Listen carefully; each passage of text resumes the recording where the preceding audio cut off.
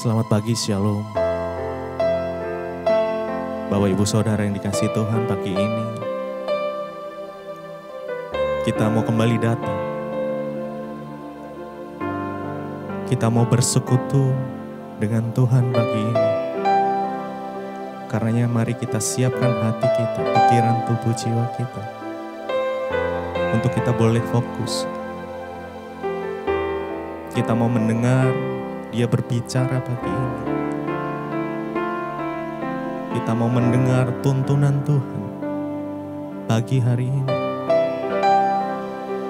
Biar setiap kita boleh dikuatkan. Biar iman kita terus bertumbuh. Meskipun kondisi, situasi saat ini mungkin kurang baik.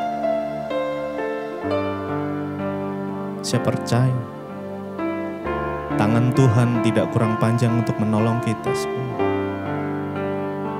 Dan Dia Allah yang mengerti kehidupan kita. Terima kasih Tuhan. Terima kasih Tuhan. Terima kasih buat pagi yang indah.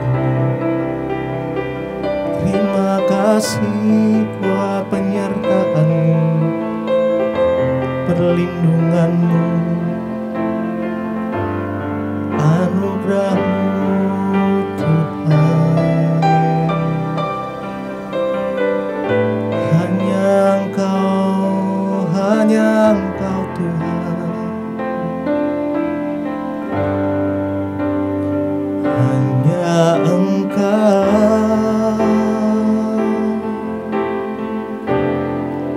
Pribadi yang mengenal hatiku, tiada yang tersembunyi bagimu.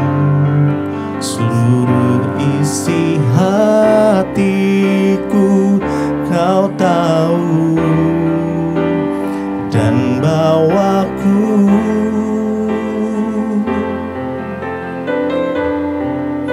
untuk lebih dekat lagi padamu,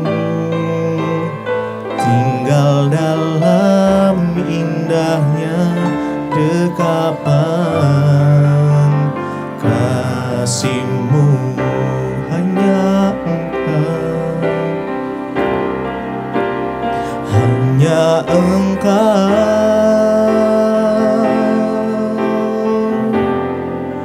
Pribadi yang mengenal hatiku, tiada yang tersembunyi bagimu.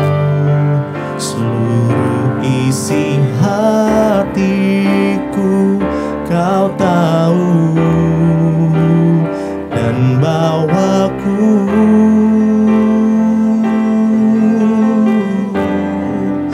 untuk lebih dekat lagi padamu, tinggal dalam indahnya dekapan kasih-Mu. Hanya Engkau Tuhan, oh hanya Engkau. Pribadi yang mengenal hatiku, tiada yang tersembunyi bagimu. Seluruh isi hatiku Kau tahu, dan bawaku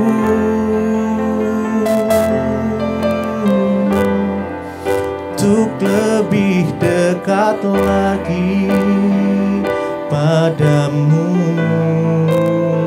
tinggal dalam indahnya dekapan kasih-Mu. Hanya Engkau, hanya Engkau.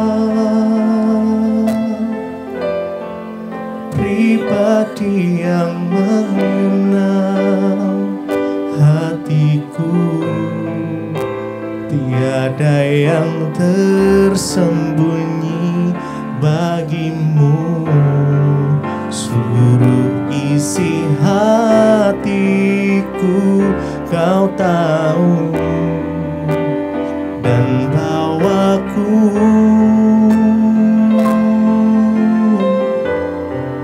untuk lebih dekat lagi padamu, tinggal dalam indahnya dekapan kasih-Mu. Oh Yesus, Engkaulah segalanya yang mengerti tentang kami. Hanya Engkau Tuhan yang mengerti kehidupan kami, Tuhan. Yesus,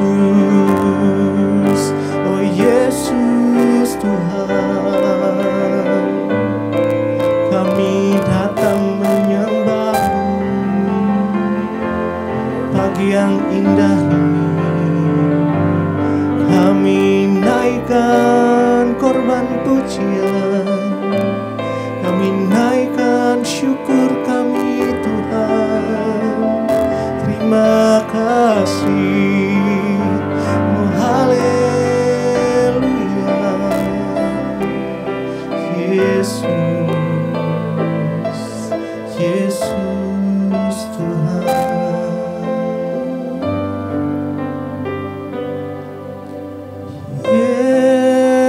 Yesus, Yesus, Kau berarti bagiku. Oh, Yesus, Yesus, Kau segalanya bagiku. Yesus,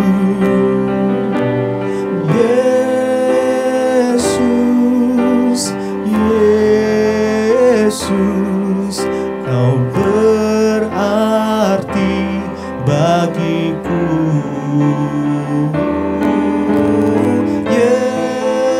Yesus, Yesus, Kau segalanya bagiku. Panggil Dia. Yesus, Yesus, Kau berarti bagiku.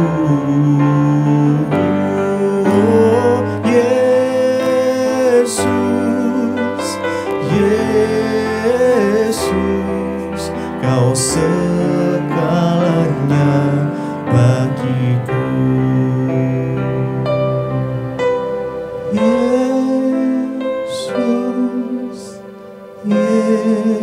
Yesus, Kau berarti bagiku.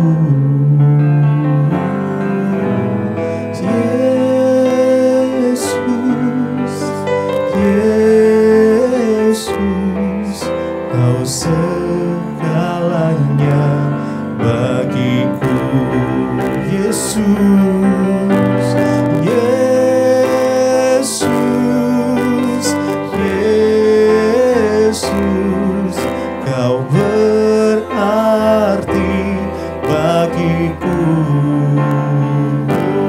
Oh, Yesus, Yesus, Kau segalanya bagiku. Tuhan, Engkau segalanya bagi kami. Terima kasih Tuhan. Terima kasih buat hadirat-Mu. Terima kasih Tuhan buat lawatan-Mu pagi hari ini. Kami merasakan Engkau hadir di tengah-tengah kami. Umat-Mu yang rindu, yang datang dengan satu sikap hati yang benar. Karena Engkau berkata 2-3 orang berkumpul demi nama aku hadir. Ketoklah, maka aku akan bukakan pintu itu. Mintalah, maka aku akan memberikan apa yang kamu butuhkan pada Tuhan. Terima kasih Bapak, terima kasih. Terima kasih Yesus. Terima kasih Tuhan, kami mengucap syukur buat pagi ini kami bangun dengan tubuh yang sehat, tidak kurang suatu apapun, semua karena penyertaan dan kasih Tuhan atas hidup kami. Kalau sebentar lagi kami akan mendengarkan firman-Mu, sebelum kami memulai semua aktivitas kami, Tuhan berbicara, meneguhkan setiap kami, dan biarlah kami boleh berjalan seturut kehendak dan kebenaran-Mu Bapa. Urapi hamba-Mu yang tidak ada apa-apanya, urapi setiap kami, dalam nama Yesus kami buka hati bagi firman Tuhan. Haleluya. Amin, amin, amin. Iya, selamat merayakan Imlek bagi yang merayakan ya, dan Gong Sifa Chai. Ya, saya percaya tahun ini menjadi tahun yang diberkati Tuhan bagi setiap kita. Ya, biarlah setiap tahun demi tahun ya jejakmu itu mengeluarkan kebaikan, kemurahan, bahkan berkat-berkat Tuhan. Iya, baik, kita akan membaca firman Tuhan hari ini yang terdapat di dalam 2 Timotius pasal yang ketiga. 2 Timotius pasal yang ketiga, firman Tuhan berkata, ya, ayat yang ke-15. Ingatlah juga bahwa dari kecil engkau sudah mengenal kitab suci yang dapat memberi hikmat kepadamu dan menuntun engkau kepada keselamatan oleh iman kepada Kristus Yesus. Ayat 16, segala tulisan yang diilhamkan Allah memang bermanfaat untuk mengajar, untuk menyatakan kesalahan, untuk memperbaiki kelakuan, dan untuk mendidik orang dalam kebenaran. Ayat 17, dengan demikian tiap-tiap manusia kepunyaan Allah diperlengkapi untuk setiap perbuatan baik. Amin. Iya, 2 Timotius ini adalah surat yang ditulis oleh Rasul Paulus yang ditujukan oleh anak rohaninya yaitu Timotius. Kita tahu bersama pada waktu itu Timotius mengikuti Rasul Paulus ya, ketika dia pertama kali berjumpa mendengar pelayanan Rasul Paulus, rohnya menyala. Hari itu juga dia menyerahkan hidupnya untuk mengikuti Yesus dan masuk dalam pelayanan dan mengikuti Rasul Paulus. Ternyata di dalam pelayanannya dia menghadapi banyak tantangan, bahkan dia melihat bagaimana Rasul Paulus dipenjara. Ya, dan pada waktu itu saudara, Rasul Paulus memberikan kekuatan kepada Timotius.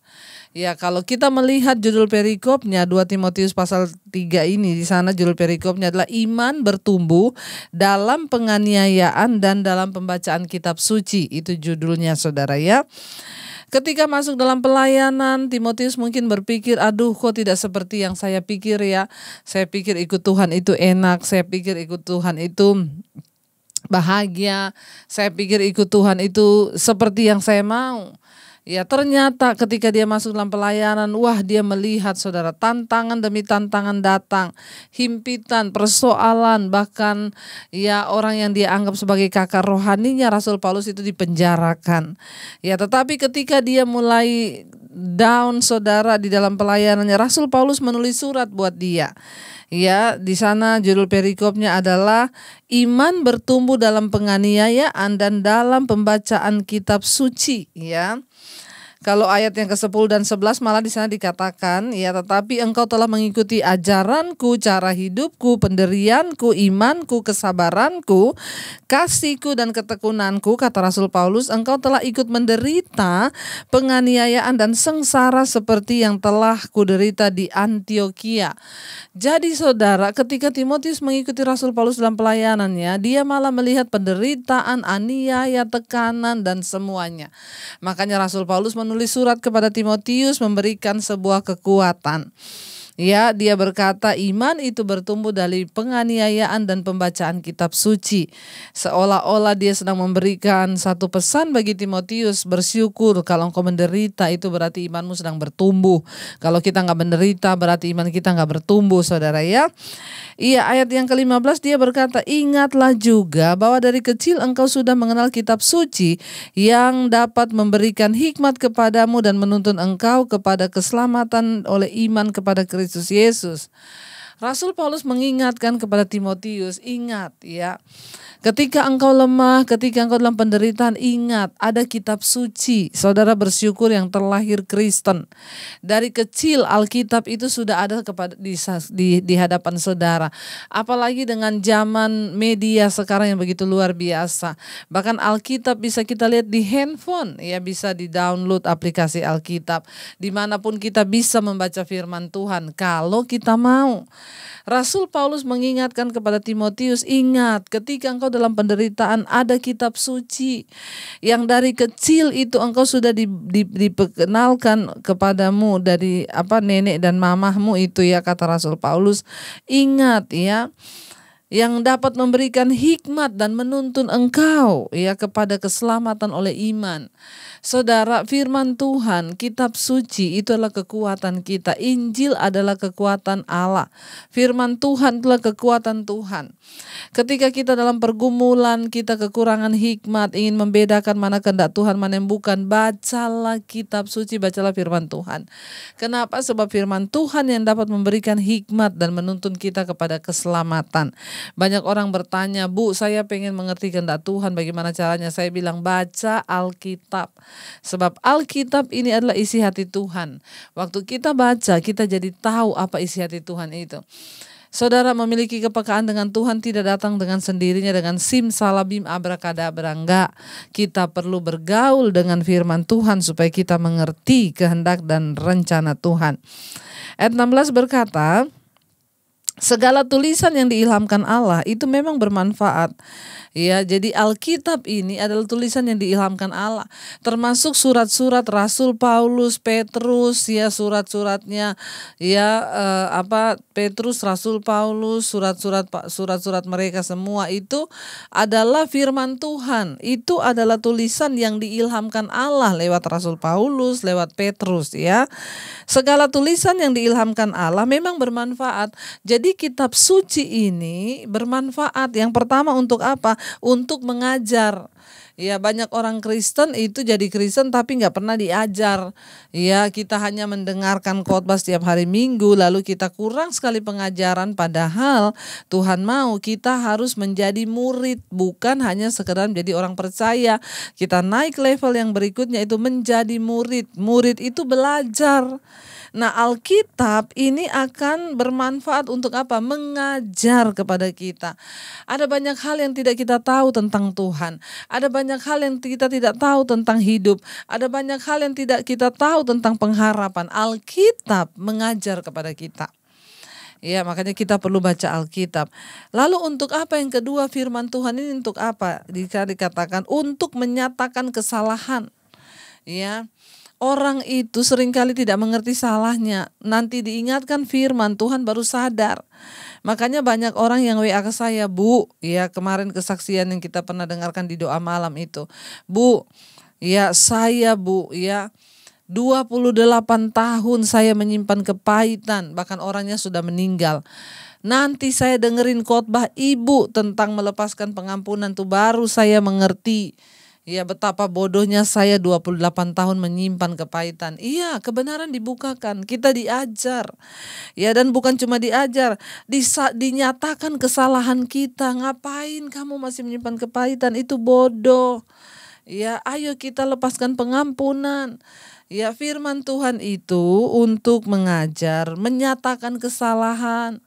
Ya, jadi kalau dengar firman Tuhan dari hamba Tuhan yang keras atau menyinggung dosa kita, jangan marah, tapi bersyukur karena firman Tuhan itu menyatakan kesalahan. Ya, banyak yang berkata khotbahnya Bu Dewi itu terlalu keras, saya tidak senang. Ya, saudara, kalau bukan pendeta yang menyatakan kesalahan kita, siapa lagi? Ya, bukan pendeta yang menyatakan kesalahan, tetapi firman Tuhan yang menyatakan kesalahan kita, kata di sini Alkitab, ya.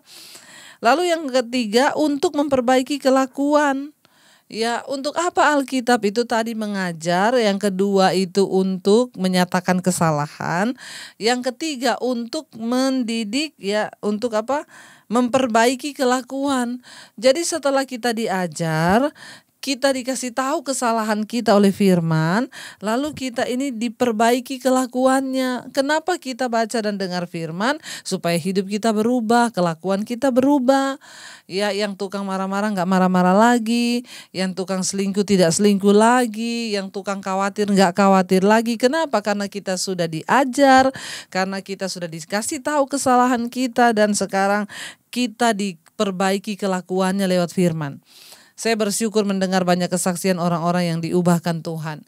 Dulu kalau berdoa, Bu, sebelum saya mendengarkan khotbah-khotbah Ibu, dulu saya kalau doa hanya minta berkat dan berkat sama Tuhan. Tapi sejak rutin ikut mesbah doa, sekarang saya tidak minta berkat lagi. Saya minta perkenanan Tuhan.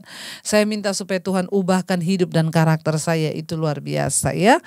Lalu di sana dikatakan bukan hanya itu, yang keempat, untuk apa firman Tuhan? Untuk mendidik orang dalam kebenaran. Ini tahapan yang harus dilalui orang Kristen. Yang pertama diajar, yang kedua dinyatakan kesalahannya, yang ketiga diperbaiki kelakuannya, dan yang keempat dididik dalam kebenaran. Ya, supaya kita bisa tetap perubahan kita itu konsisten, tidak berubah-ubah. Habis jatuh dalam dosa, bangun lagi, bertobat, jatuh lagi, bangun lagi, jatuh lagi, kayak lagu dangdut, saudara ya. Kita mau berubah sungguh-sungguh. Ya, ayat 17, dengan demikian tiap-tiap manusia kepunyaan Allah diperlengkapi untuk setiap perbuatan baik. Untuk apa kita baca Alkitab? Ya, supaya kita ini diperlengkapi untuk melakukan perbuatan baik, bukan perbuatan jahat. Kalau kita mengikuti semuanya ini, maka saya yakin dan percaya apapun yang kau lakukan, apapun yang engkau perbuat, Tuhan akan memberkati. Terlebih di tahun-tahun kehidupan kita, ya, bagi yang merayakan Imlek di tahun baru ini, mari perbaiki kelakuanmu, mari biar engkau tahu kesalahanmu, mari engkau mau tinggal dalam kebenaran supaya tahun ini menjadi tahun berkat dan rahmat bagi setiap kita. Mari kita mau tundukkan kepala, kita naikkan satu pujian untuk merenungkan firman ini. Terima kasih Tuhan, kami percaya segala tulisan yang diilhamkan Allah, firman Allah tidak pernah berubah. Ajar kami tunduk, ajar kami belajar, ajar kami dinyatakan kesalahan, ajar kami diperbaiki kelakuan kami, supaya kami berubah, bertobat, dan mengalami kehidupan yang baru. Kami tahu firman Tuhan tidak pernah berubah. Kamilah yang harus berubah untuk mengikuti firman Tuhan itu. Firman-Mu Tuhan tiada berubah, dahulu sekarang selama-lamanya tiada berubah. Terus melangkah dalam jalan-jalan kebenaran-Mu. Firman Tuhan mengubahkan cara berpikir kami. Firman Tuhan memberitahukan kesalahan kami, mengajar kami. Bahkan firman Tuhan mengubah kelakuan kami dan mendidik kami dalam jalan kebenaran. Tuntun kami Tuhan untuk terus berjalan dalam jalan-jalan kebenaran-Mu. Biarlah pagi hari ini kami mau memulai aktivitas kami dengan berlandaskan firman Tuhan. Ubah karakter kami. Di dalam pekerjaan kami tidak marah-marah, kami tidak bersungut-sungut, kami tidak putus asa, tidak kecewa, tapi kami bersemangat karena firman Tuhan yang menopang kami. Berkati setiap mereka yang bekerja di rumah, di luar rumah, di kantor, bahkan yang bekerja di luar kota. Perlindungan Tuhan sempurna, campur tangan Tuhan sempurna. Berkati setiap orang-orang Tuhan yang terus ikut ambil bagian di mesbah syukur ini. Tuhan memberkati kehidupan, usaha, pekerjaan, rumah tangga mereka. Bahkan kami percaya apapun yang menjadi pergumulan kami, Tuhan menjadi jawaban. Kami terus melepaskan berkat bagi Indonesia. Shalom buat Bapak Presiden Jokowi dan wakilnya, terus ada dalam perlindungan Tuhan. Indonesia aman dalam tangan Tuhan. Mari kita berdoa. Bapa kami yang ada di sorga, dikuduskanlah nama-Mu, datanglah kerajaan-Mu, jadilah kehendak-Mu di bumi seperti di sorga. Berikanlah kami pada hari ini makanan kami yang secukupnya. Ampuni kami akan kesalahan kami, seperti kami pun mengampuni orang yang bersalah pada kami. Janganlah membawa kami dalam pencobaan, tapi lepaskan kami daripada yang jahat. Karena Engkau yang punya kerajaan dan kuasa dan kemuliaan sampai selama-lamanya. Mari buka hatimu dan tanganmu menerima berkat Tuhan. Diberkatilah Engkau dalam kehidupanmu, diberkati rumah tanggamu, diberkati pekerjaanmu. Tuhan mengubahkan karaktermu sehingga Engkau menjadi seperti Yesus. Yesus. Terimalah kiranya berkat dari Allah Bapa, cinta kasih Tuhan Yesus Kristus, penyertaan Allah Roh Kudus menyertai hidupmu mulai dari hari ini bahkan sampai kali yang kedua Tuhan Yesus datang menjemput kita semua. Namamu tercatat dalam kitab kehidupan. Dalam nama Tuhan Yesus yang mengaku diberkati Tuhan, mari berkata bersama, amin, amin. Tuhan Yesus memberkati saudara, selamat pagi dan shalom.